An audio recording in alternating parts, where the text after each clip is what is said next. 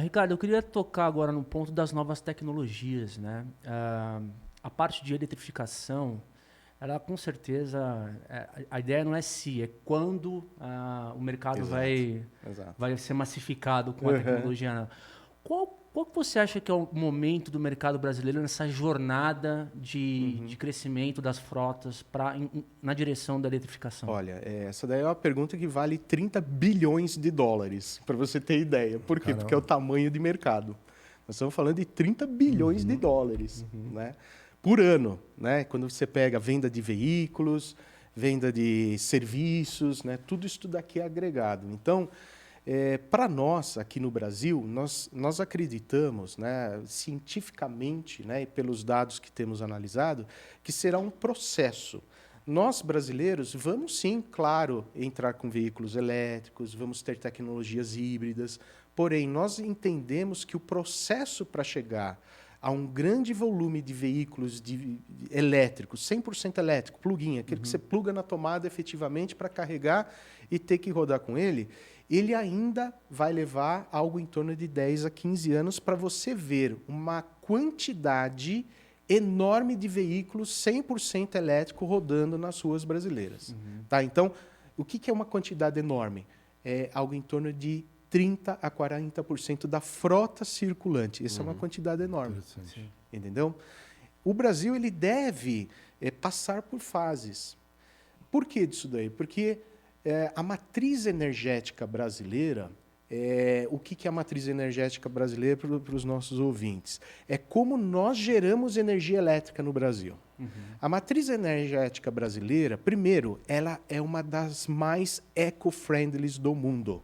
E por quê? Porque ela está muito fundeada em hidrelétricas, está muito agora crescendo fortemente em eólicas, movida, né, pelo vento, Nordeste brasileiro. Muito e forte. solar. No sul, né? No sul, Tá fortemente.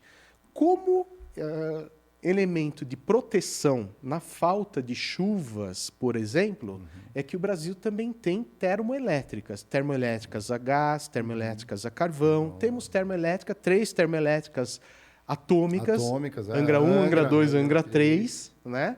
Mas que daí você já começa a cair nessas termoelétricas não tão eco-friendly, né, como as demais. A Europa não, a Europa é praticamente ela fundeada em termoelétricas, né?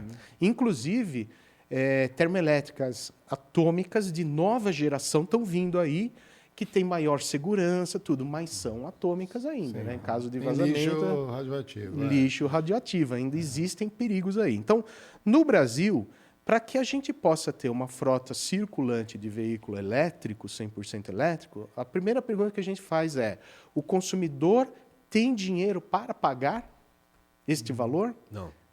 É essa a A pergunta. primeira resposta já é não. Não. Por quê? Porque, por enquanto, é muito limitado. Imagina uma pessoa pagar hoje um veículo elétrico na casa de 150 a 200 mil reais, um veículo elétrico que ele olha o veículo, ele fala, poxa, mas esse daqui é um veículo de segmento B, é um veículo popular. A única diferença é que ele é elétrico. Mas será que a pessoa pagaria o dobro do valor para ter isso daí? Ou ele alavancaria para outras tecnologias? Mas Então, é uma pergunta. isso, de forma intuitiva, dá para concluir que seria por conta ainda da falta de desenvolvimento, da maturidade de um mercado, uma cadeia que está por trás? Sim, parte não é a maturidade do brasileiro ela é muito rápida. De novo, nós somos muito jovens e a gente pode aderir a novas tecnologias muito rápido. O problema é se nós teremos dinheiro para pagar essa nova tecnologia. Não, né? mas eu digo as tecnologias por trás de um carro elétrico. Que é Ainda pontos de abastecimento. Exatamente, pontos de abastecimento, mercado pouco desenvolvido, lógico que você vai ter um preço maior, Exato. que você não tem a massificação da tecnologia. Será que passa por isso também? Sim, isso daí vai passar. O ponto principal é, primeiro, você ter uma rede de infraestrutura de abastecimento que recarregue rapidamente o carro. Esse daí é o ponto de interrogação. Quem vai comprar hoje um carro elétrico vai se perguntar aonde eu abasteço e por quanto tempo eu abasteço. O preço não é um ponto de interrogação, porque ele sabe que o preço do abastecimento, perdão, ele é baixo. Agora, o cara esperar uma rede, por exemplo, eu vou instalar no meu condomínio. Se o meu condomínio não tiver um ponto de abastecimento de carga rápida, ele não vai ficar com o carro parado 12 horas até chegar uma carga máxima. Por quê? Porque se no meio da madrugada o cara quiser sair com o carro, tiver uma emergência, ele quer sair com o carro. Sim. Né? Você quer ter o uso imediato. Então, no Brasil, o custo destes recarregadores rápidos é um desafio para que você possa fazer o espalhamento. Segundo ponto, ter mais pontos de recarregamento rápido é o segundo. Terceiro ponto, não sei se você sabe ou não, mas se nós tivermos à noite, tá? À noite que todo mundo já não está consumindo tanta energia. Mas se tivermos 500 mil veículos plug-in elétricos, plugados na tomada, que nem teu celular, recarregando a bateria desse veículo elétrico, nós precisamos de uma usina atômica Angra 1. Caramba. Sabiam disso? Não. Não só aqui no Brasil, como no mundo. Dessa dimensão, não, cara. É. Por quê? Porque você tem uma necessidade de carga elétrica. E uma carga elétrica de potência, em quilowatt-hora, que a gente fala, que não é somente a tensão elétrica, né? 110, 220 volts, não é 380 volts. Você precisa ter uma corrente elétrica, que a unidade de medida é ampere, que tem que ter uma corrente elétrica elevadíssima para você recarregar esse banco de bateria num tempo mais rápido possível. Fora toda a complexidade de que joga na Exato. rede, indução, aquelas coisas tudo que você E estudou, assim, né, Diegão? tudo. Exatamente. E uma coisa que veio à A minha infra. cabeça, assim, você trouxe... Você quer falar? Não, é que não me pareceu muito. Talvez eu tô confundindo a cabeça. Não, você tem que ter, Não, é tem que ter uma conectar. usina a mais, mas ok. Não, Tem que eu ser, mas é que a gente entendo. não tem planejado isso. Mas né? o ponto só pra eu saber versus a realidade que a gente tem hoje. Né? Porque assim, vamos pensar que... Quantos carros a gente tem no Brasil hoje? 40 milhões? 40 milhões. 40 milhões. Quanto tempo... Vamos pensar que um tanque de eletricidade, ou seja, o full capacity, versus gasolina é igual. Certo. Né? Vamos partir de uma premissa que é igual. A cada quanto tempo, em geral, em média, um carro abastece?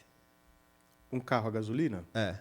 você abastece em 5 a 7 minutos. Não, mas Cheio. mas a cada quanto tempo? Quanto tempo de uso eu posso usar Depende de quanto esse você roda. tanque ser Depende de utilizado? quanto você Porque roda. Deve ter uma média. Por Você quilômetro, anda por né? 400 quilômetros, a cada 400 quilômetros você abastece, digamos Então, assim. a vai, média, quanto tempo demora para as pessoas atingirem 400 km?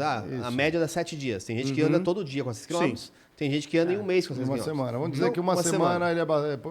Se eu tivesse todas as pessoas abastecendo 500 mil Todos os dias. todos os dias, durante 7 dias, daria mais ou menos a nossa frota atual de 40 milhões. Por isso não me parece muito. Então, mas você tem que se preocupar com uma coisa. Uma mundo... usina abastece todos os carros do Brasil. Não, mas aqui acho que não é só a questão da. Pelo que eu entendi, não é só a questão de você ter a capacidade. Você tem toda a estrutura, porque quando você pluga na tomada, não é igual botar o celular. O carro ele vai ter uma. Ele puxa de uma forma. O jeito que consome a energia, né? O que eu tô falando para eu ter a dimensão do tamanho é que se eu pegasse e assumisse que eu abastecer a cada 7 dias um carro normal, aí demora 12 horas. Então, eu abastecer a cada 12 horas, eu abasteço 500 mil carros. Isso. E eu vou manter só esse padrão médio de abastecer 500 mil carros. Em 7 dias, eu abasteço 2, vai dar 7 milhões. Que é 1 milhão a cada 12 horas, 1 milhão por dia. Então, 40 dias para abastecer todos os carros do Brasil. Ali, Bia?